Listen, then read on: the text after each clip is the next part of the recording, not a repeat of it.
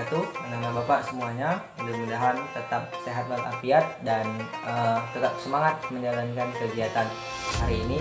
Nah, hari ini kita akan belajar tentang bahan-bahan zat kimia dalam kehidupan sehari-hari. Nah, apa aja bahan-bahan kimia yang biasa kita gunakan dalam kehidupan sehari-hari? Simak video berikutnya.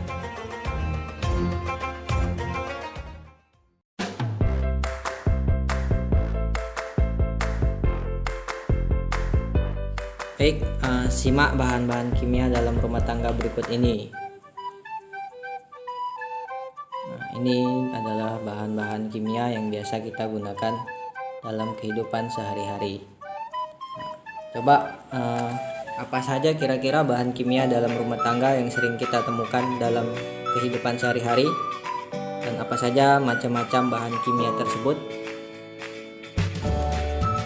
Nah, pada dasarnya bahan-bahan kimia yang kita temui dalam kehidupan sehari-hari dibagi menjadi dua, yaitu bahan kimia alami dan buatan. Nah, yang pertama bahan kimia alami.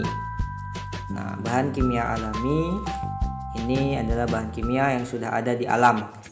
Contohnya air, bawang merah, minyak cengkeh, dan lain-lain. Nah, biasanya bahan kimia alami ini tidak menimbulkan dampak negatif bagi manusia atau lingkungan. Nah, yang selanjutnya adalah bahan kimia buatan atau bahan kimia sintetis.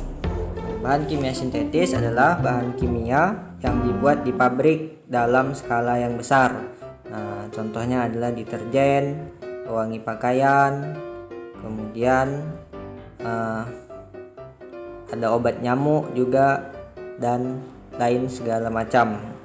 Bahan kimia buatan ini kadang menimbulkan masalah bagi kesehatan manusia dan lingkungan jika dalam penggunaannya berlebihan, seperti yang bersifat racun atau yang sukar terurai sehingga mencemari lingkungan. Bahan kimia yang biasa kita temukan dalam kehidupan sehari-hari, yang pertama adalah pembersih, kemudian pemutih,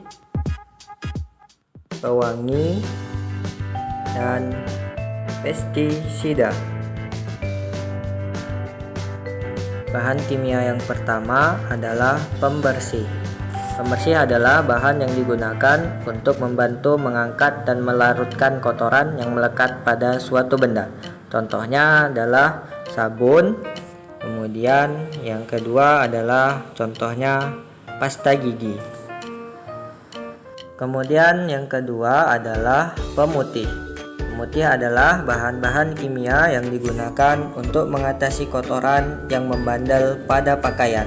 Ketiga adalah pewangi. Pewangi adalah hasil campuran berbagai macam bahan pewangi yang bersifat mudah menguap dan bau tertentu. Contohnya adalah parfum.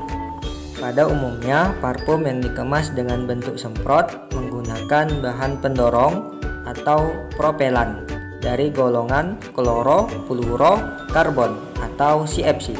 Bahan kimia inilah yang dapat mengakibatkan kebocoran lapisan ozon.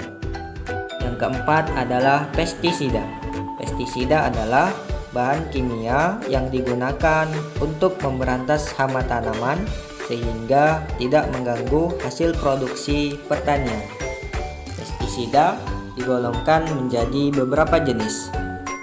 Yang pertama, bakterisida, insektisida, fungisida, rodentisida, nematisida, herbisida, dan helisida. Bakterisida digunakan untuk memberantas bakteri. Salah satu contoh dari bakterisida adalah tetramycin. Yang kedua adalah pestisida insektisida, digunakan untuk memberantas serangga seperti belalang. Beberapa insektisida juga digunakan untuk memberantas serangga yang ada di rumah atau di perkantoran seperti nyamuk, kutu busuk, rayap, dan semut. Kemudian fungisida adalah pestisida yang digunakan untuk memberantas pertumbuhan jamur.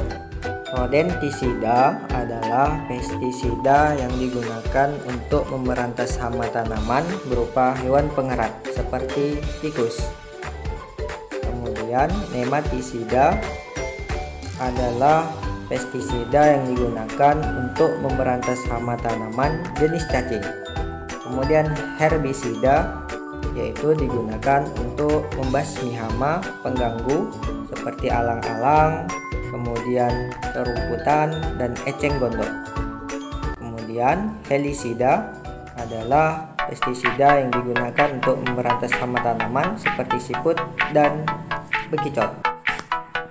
Nah, tindakan pemberantasan hama dapat dilakukan secara biologis, mekanik, dan kimiawi.